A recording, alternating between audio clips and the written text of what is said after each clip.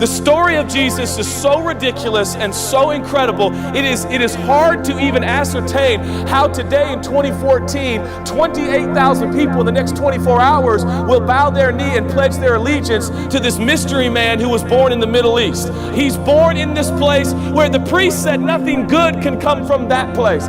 He's not born in an opulent hotel or a motel or a Holiday Inn. He's born in a cave filled with animals, and in this cave they cannot find a proper bed to put a brand newborn baby, so they put him in a feeding trough. He's there, by the way, with his mom, who's a 16-year-old, wait for it, virgin. How did she get pregnant? God did it. Her husband had a tough time with that. Joe is his name. He works with his hands. He's a carpenter. They are the most average, ordinary couple you could ever imagine, except that they're giving birth to the living God. Jesus is born in a cave amongst animals. Mysteriously, these random shepherd dudes who are very low class, okay, they show up at the scene and like, God told us to come here, so we're here. 2 years later, these wise guys show up and they worship Jesus, who is a toddler at 2 years old, whose diaper is full with stuff, but they're like, you're definitely God.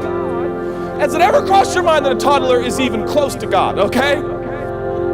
Fast forward, we see a glimpse when he's 12 years old. He's in the church. His family thought he was on his way to be with them at their faraway country place, but they lose him in the mix. They come back to the city. Jesus is there astounding the pastors and preachers. Then we see him again at 30 years old. He has no plans of manifesting his power and his glory, but his mom got the best of him. They're at a wedding, okay? His first miracle is not healing blind eyes, deaf ears, or resurrecting the dead. It's turning water into wine. Holler at your boy, okay?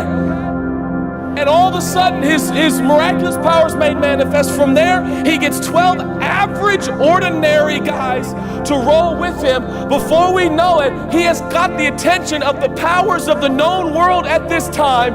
He dies this intense death, which he claims is on behalf of the sins of the people, and yet he's never recorded one time as doing anything wrong in his 33 years. He's buried in a guarded tomb, but they mysteriously cannot find his body, so the Roman government makes up a story that the Jews came and stole him out. But how could they? It was guarded with a big piece of stone in front of it. Truly, he was resurrected from the dead. Hundreds of people claim to see him. Then he levitates into heaven, disappears in the cloud, and he says, I'm ruling and reigning on behalf of all of humanity.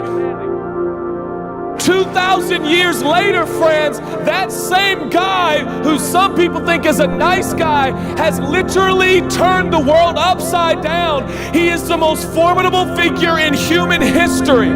How is this possible? He didn't even have a PR guy. He didn't even have a Twitter account or an Instagram page. How did this happen? Maybe he's God.